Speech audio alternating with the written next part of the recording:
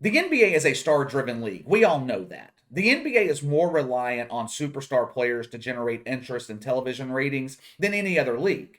If Tom Brady were to retire at the end of this season, which he won't, but if he did, the NFL would still draw big ratings next year. Major League Baseball. Baseball fans follow teams, not players. In the NBA, the audience follows players. LeBron James leaves Cleveland. The Cavs have been irrelevant ever since. In my lifetime, the torch has been passed in the NBA several times. Magic and Bird passed the torch to Jordan, Jordan to Kobe, Kobe to LeBron. The hope was by the time LeBron James retired, he could pass the torch to Zion Williamson. Zion would take over as the new face of the NBA, lead the league the next 10, 15 years until the next once in a generation player came along. That plan, that plan may never come to fruition. We haven't reached this point yet, but Zion Williamson is heading down the path of becoming one of the biggest draft busts in the history of the NBA. The NBA front office, along with an assist from the mainstream sports media and the Pelicans, they are trying to prevent this from happening, at least from a PR standpoint. Many in the media are doing their best to protect Zion Williamson. Zion's weight has been a point of contention since he was at Duke. He attended the Pelicans game against the Rockets last Saturday night, and a fan snapped a picture of him leaving the court. Zion Williamson is huge once again. Zach Lowe is reporting that Zion currently weighs 330 pounds. If that's true, it would make him one of the heaviest players in NBA history. Anytime Zion's weight is criticized, some in the media want to accuse people of fat shaming. But it's not fat shaming. People are not shaming Zion because he's fat. They are criticizing him because he's never on the court, and his weight likely has everything to do with it. The Pelicans are a mess. This franchise has major, major problems. In the span of 3 years, David Griffin has found a way to take this franchise, which was already screwed up and unorganized. David Griffin has turned this dump into a landfill. His relationship with Zion is strained. He allowed Lonzo Ball to walk to Chicago in free agency, where Lonzo is taking the skills he learned from Fred Vinson in New Orleans and having a career year with the Bulls. Yes, the situation in New Orleans is not ideal. It's less than ideal for Zion. Yes, he likely is lacking motivation to return quickly to a team that is sitting at the bottom of the Western Conference and has absolutely no chance of making the playoffs. Now, I don't usually come to the defense of David Griffin, but the Pelicans have done everything in their power to help and protect Zion Williamson. They kept this latest injury under wraps the entire offseason. They altered their staff to accommodate Zion. They hired a culinary specialist to help Zion eat right.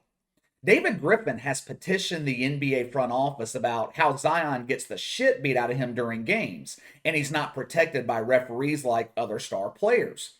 Hell, David Griffin got fined 50 grand for criticizing league officials. David Griffin has done a lot of things wrong, but he's also tried to keep Zion healthy and on the court. But at some point, Zion Williamson has to stop being protected and accept responsibility for his own career. Zion Williamson is in his third season. He's played a total of 85 games. Now, sure, when he's on the court, he's one of the best players in the NBA. The problem, of course, he's never on the floor. It's kind of hard to become the face of the NBA when your face is never seen. The excuses made by some in the media are not helping. Shaq weighed 325 pounds when he was Zion's age. Yeah, well, Shaq was also 6, maybe 7 inches taller. Shaq was also available for the majority of the games the first 10, 11 years of his career. His first 3 years, Shaq played in 241 regular season games. Zion, 85. So the Shaq excuse does not work. I've seen others blame Zion's weight on the injuries that he's went through. He's unable to do cardio, so obviously he's going to gain weight. That's bullshit. Kenny Smith called this bullshit out too. TMZ caught up with him and asked him about Zion's weight. Kenny Smith said the solution's simple. Eat less and eat right. Seems pretty obvious to me. If Zion were really committed to getting back on the floor, wouldn't eating right be step number one? If his injury is preventing him from working out or doing cardio, wouldn't he be focused on the one thing that he can control? In the history of the NBA, there have only been 4 players that were 6'10 or less and weigh more than 280 pounds: Glenn Davis, Robert Traylor, Jahidi White, Oliver Miller. Now, what do those guys have in common with Zion Williamson? Nothing except struggling with weight. Zion Williamson is the only superstar caliber player on that list. Those other guys were role players. They all struggled with injuries throughout their career, and their careers were cut short because of their consistent weight issues. It is not sustainable, especially with Zion's style of play, to have a long NBA career at his current weight. It's just not possible. He can't do it. But here's the thing. The weight here is not the problem. The weight is the symptom to the problem. Zion Williamson's weight, it is not going to be the reason if he becomes a bust. Like I said, it's going to be the symptom. The real problem here, something very few people are addressing, is Zion's mentality. Trainers, coaches, front office execs, they can teach young superstar players many things. They can teach them how to win at the NBA level. They can teach mechanics. They can teach proper diet, conditioning. They can't teach work ethic. You look at the all-time greats in the NBA, they all have one thing in common: strong work ethic.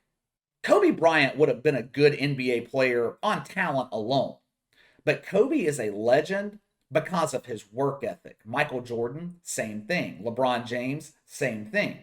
Charles Barkley didn't have the work ethic. I mean, Charles Barkley wasn't lazy by any stretch, but he didn't have the same work ethic as Jordan, Kobe, those guys, and he never won a ring.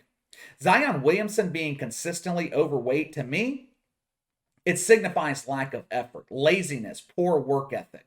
That is not something that will change with a change in scenery. If Zion were traded to the Knicks, his poor work ethic will be traded along with him. The only thing he can control at this point is his work ethic, eating habits, and health. And he's failing at all three. You look at his injury history, going all the way back to his AAU days in high school, and every injury was caused by his weight. When you're being paid over $10 million a year, people expect you to be healthy. Tearing an ACL or some freak injury, that's one thing. But consistent injuries that have everything to do with being out of shape, your conditioning, that's different. Zion Williamson can blame the organization all he wants. And look, the Pelicans hold plenty of blame here. They have screwed up, no doubt about it. Zion can blame his unhappiness in New Orleans for his lack of motivation. He can blame the hiring of Stan Van Gundy. He can blame David Griffin for allowing Lonzo to walk. But at some point, the blame has to fall on Zion Williamson. This is his career. And if he doesn't find some work ethic and get healthy, get his weight under control, he will be considered one of the biggest busts in NBA history.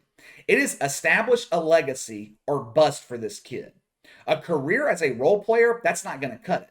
There was too much hype surrounding him entering the league. Kwame Brown had a long career in the NBA as a role player. He's considered the biggest bust in NBA history. That is going to be Zion Williamson if he's not careful. All right, let me know what you guys think. Is Zion Williamson heading towards bust territory? Do you agree that he shoulders the blame for where his career is at right now? Sound off in the comments below. Make sure to like and subscribe. Click the notification bell to receive all notifications from the channel. Best way to contact me is by email at btlkc84@gmail.com, KC_BTL84 on Twitter. I'll see you guys later.